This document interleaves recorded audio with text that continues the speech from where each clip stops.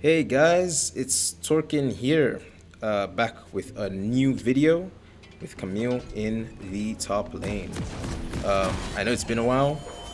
I had to take a bit of a break from League. The game was tilting me too much, but I am back now and I plan to be making more videos. So, alright, let's get right into it. So, unfortunately, I forgot to record this game, and so I'm going to be using the replay tool, but I think that might actually work out better because it allows me to stop the game whenever I want, so that I can comment on something or, just add any inputs I have. So this matchup is fairly standard. It is Camille into Fiora.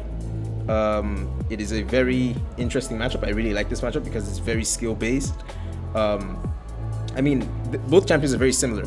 They're both duelists, bad wave clear, very good in the 1v1, can output tons of damage. But the main difference is Fiora tends to have more consistent damage, and Camille tends to have more burst damage. For this reason, this game I have gone for Grasp, so that I can look for short trades into Fiora all the time. I also have Ignite and TP, as I don't see the need for Flash in most cases. Alright, I am also going to change this to blue so we can only see Fog of War from my perspective. So, starting this game, my Kayn tried to invade the Ambessa a little bit, and that caused Fiora to not be on time to lane, and so that means I'm actually going to hit level 2 before Fiora.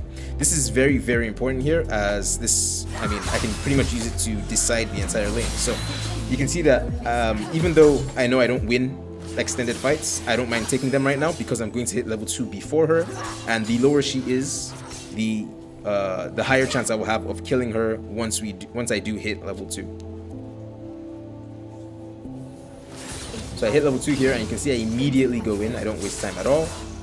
Unfortunately, I was just a bit too close to the turret, so I had to back off. If I wasn't in turret range yet, I could have probably gotten one more auto, and that would make it much easier to lead to a dive later. Even right now with her health, I could probably still get a dive. As this wave is crashing on her turret, she should be hitting level 2, and I will be hitting level 3, and that should give me a chance to dive her. So let's see what happens here.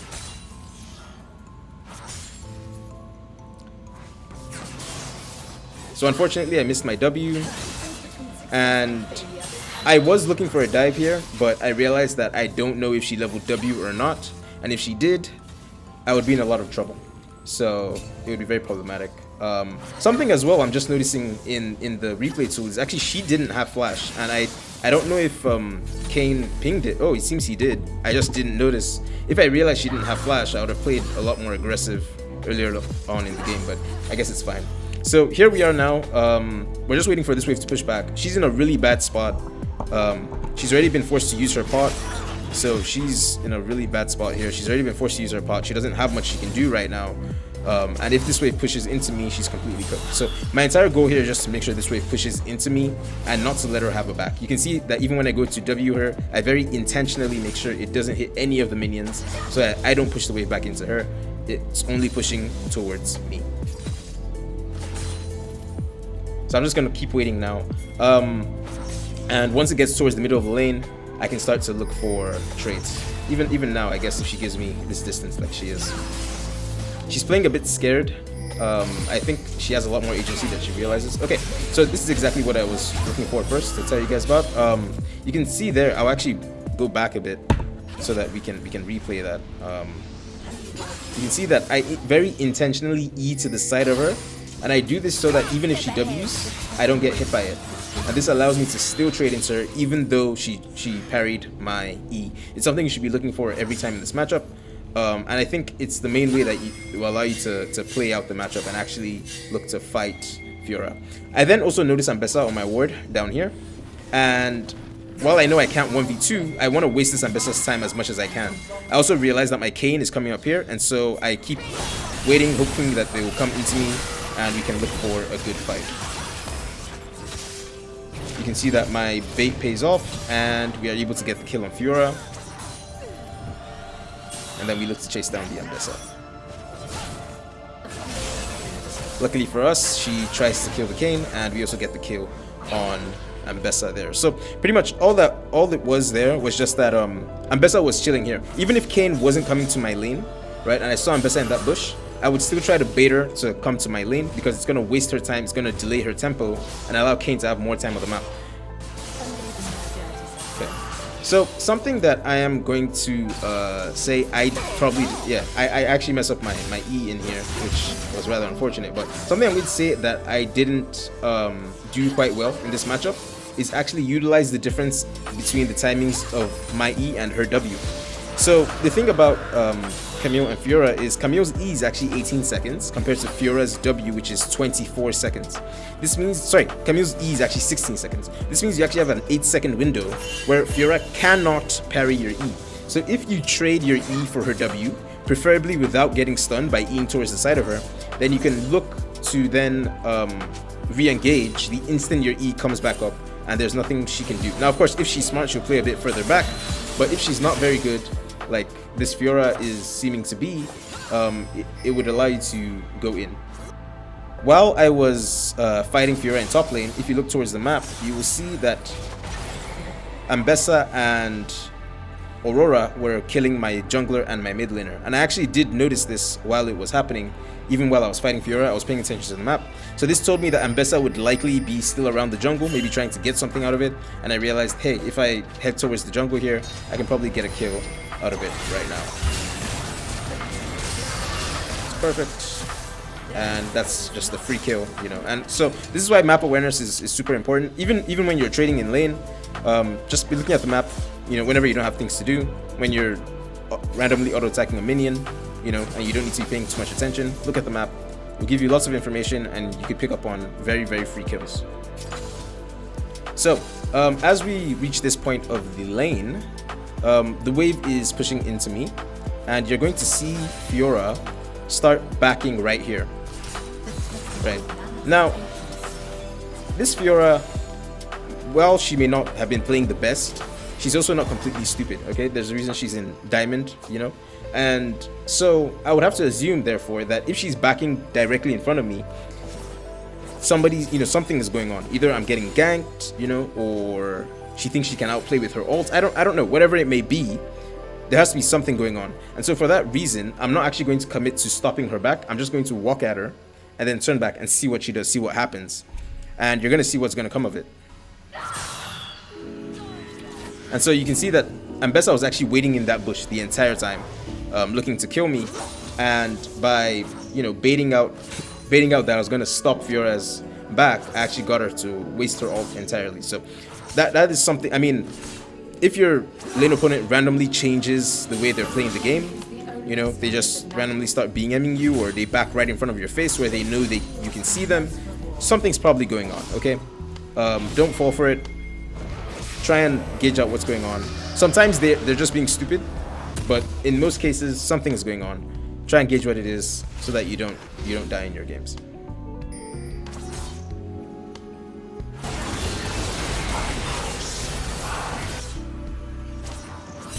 Okay, so here we are back in lane, and Fiora randomly uses her W, and this time, like the smart person that I should be, I immediately punish her by using my E into her. I think she used it to get the cannon, if I'm not mistaken. And seeing that, I see that I actually have a dive angle here. Her health is extremely reduced because of that bad trade she took. And so upon this next wave crash, I think I can be looking for some sort of dive onto her, play onto her. It would be preferable if Kane were here to help, but he isn't here right now, so I have to carry it out entirely myself. So I first auto in, I E in, and then I hold my E, okay? I always tell you guys this, hold your E's at all times, and in this matchup it's even more important, okay? It's gonna bait out her W a lot, and it's a very easy and free kill. I also back immediately because I realized that I don't know where the enemy jungler is or mid laner, and so I am forced to back. And if we actually change we actually see that the enemy mid laner was coming towards here and jungler as well. So if I had taken the time to clear that wave, I would have probably been in a lot of trouble. So here we're a bit farther forward in the game. I'm pushing the wave into Fiora. She has now gotten a bit smarter. She's holding the wave closer to her turret, and so it's much harder for me to trade onto her. On top, I'm still messing up my E's and getting stunned, which isn't great. Now I notice that my Kane is actually invading the Ambessa, and I immediately start moving. I know that the wave is actually in the middle, but that means that it won't really push super fast. I'm pretty sure my minions are slightly stronger right now, but it won't push super fast. So I can come in here and look for something. See that they don't realize Kayn is still here, and so we're able to bait Fiora into an easy kill. And then Aurora starts TPing up, and I just E out immediately. Super easy.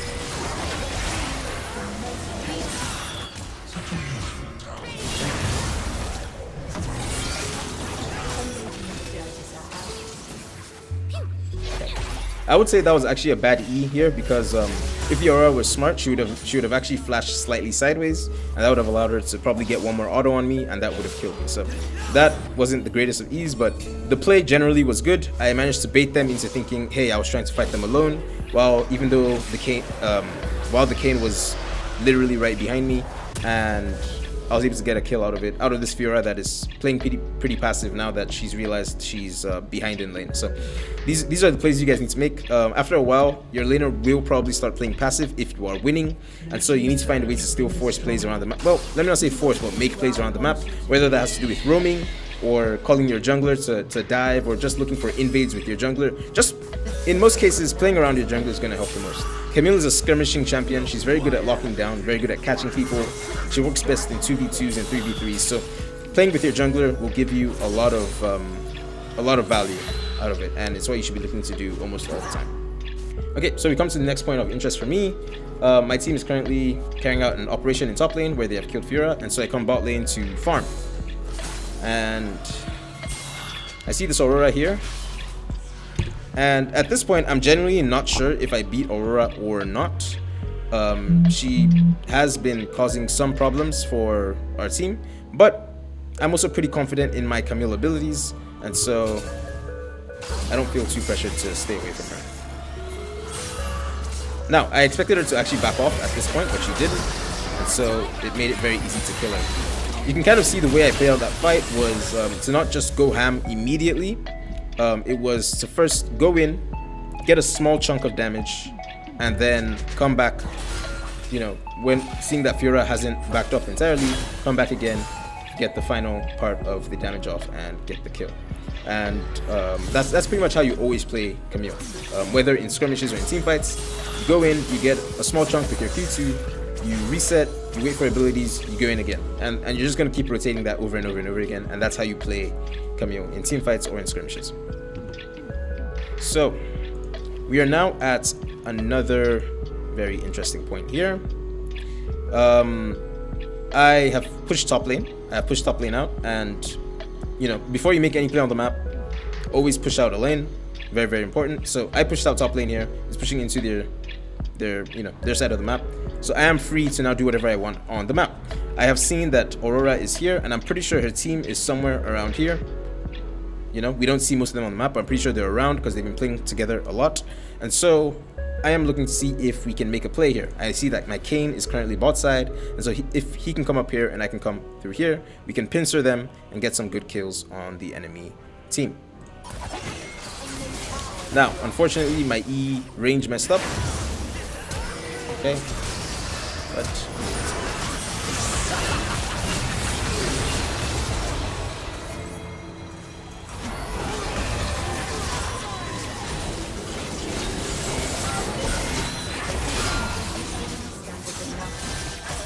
okay, so I am going to actually go back and talk through the fight for you guys. I just want you to watch it at first. And it seems like I didn't do too much, but I was actually pretty much the entire reason that the fight played out the way it did. Well, obviously, Kayn had a lot to do, Bard had a lot to do, but I will show you exactly what happened here. And why I say that, you know, you don't have to do too much as Camille, just look to lock down. So here, my main objective is not to get this Thresh, right? I'm looking for somebody like the Aurora, I'm looking for somebody like the Aphelios. You know, those are my two main targets, because if I lock them down, they die, and they are the most dangerous sources of damage on the opposing team. Unfortunately, I am unable to catch Aurora because she just flashed. So what do I do instead? I see my Bard is here, I see my Kayn is here, I can immediately ult on this guy. So I do that, and he makes a crucial mistake. He flashes into his Aphelios. What does this do to the Aphelios? This immediately pushes the Aphelios into my team, right? And that then forces this Aphelios to flash back out. Now, I want you to notice the position I'm in, right? my E is coming up in 3 seconds. My W is coming up in 3 seconds. And in most cases here, I think the mistake a lot of Camille players would make is probably trying to kill this Thresh. I mean, I've already ulted him. He's just here for the taking. Bard is next to me, so he can help me out. But I want you to notice what I do. I first, decide to get my Q2 off, but then immediately realize that there's no point in doing this, right? This Aurora is already split up from her team. And so all that's important is that she dies. Once she dies, we can then, regroup and look to kill the rest of the enemy team. So I immediately back off, right? And I instead go for the Aurora, who already died to the Kayn. Bard then makes a very lovely play by ulting both the Thresh and the Aphelios, essentially sealing their fate, right? And this is all because they cannot flash now, because I forced Thresh's flash, which then forced Aphelios' flash, and so it might not seem like much. It might just seem like I just R'd, but that R literally forced 3 of them to be unable to play the game, right? Aurora was forced to walk backwards because she didn't want to walk into me, right? Which allowed Kayn to kill her, right? And then Aphelios was forced to flash because of the pushback from my ult, right? So this now creates 3 people that don't have flash. One of them is separated. 2 of them are trying to play together. Bard ults them both, and you guys can see what happens from then on.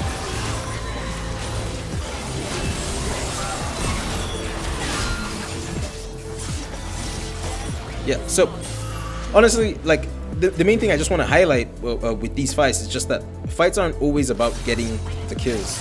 I think I feel like a lot of people that are complaining about Camille's team fighting is probably because a lot of them are trying to force kills. They want to get fed, and I understand it.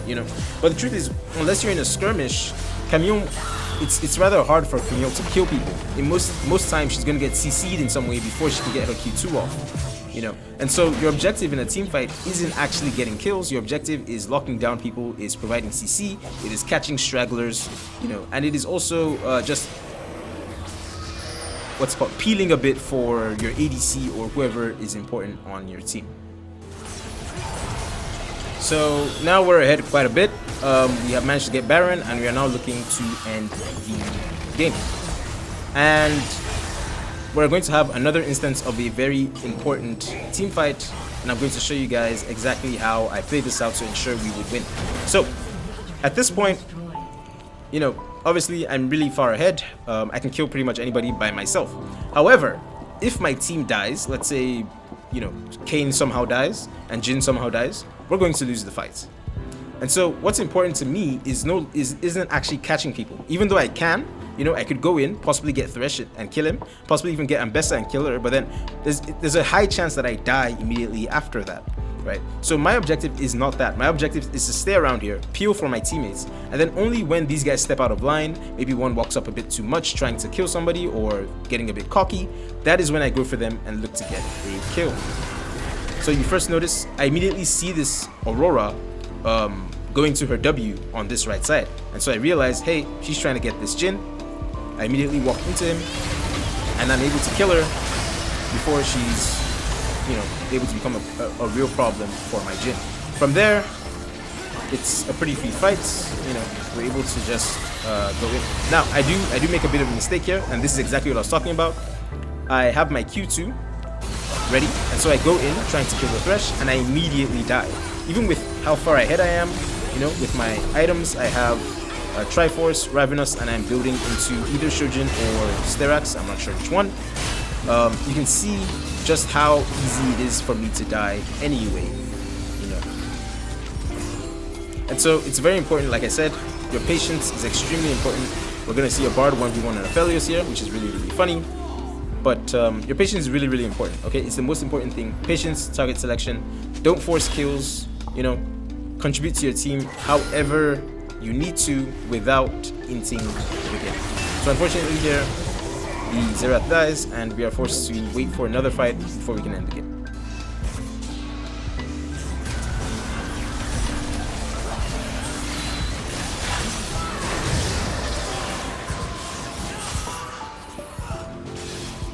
So now we are able to just end the game for free. And yeah, so that was it, guys. That was my Fiora matchup guide along with some team fighting tips and tricks for my return to YouTube. I hope you guys learned a lot, and you guys can go apply it in your games. I think some final things I would have to say. I do, I have seen a lot of people asking for a Season 16 Camille guide, and I do plan on bringing that out within the next couple of weeks as I continue to play, so be on the lookout for that. And as well, I'm also gauging some interest if anybody's interested in watching me stream, as I have seen a couple of comments asking if I stream or if I can start streaming. So if anybody's interested, let me know what times would work for you guys, and I will try and see if I can sort something out. So thank you guys so much for watching. I hope you learned a lot and you can go apply it in your games. Peace. Precision is the difference between a butcher and a surgeon.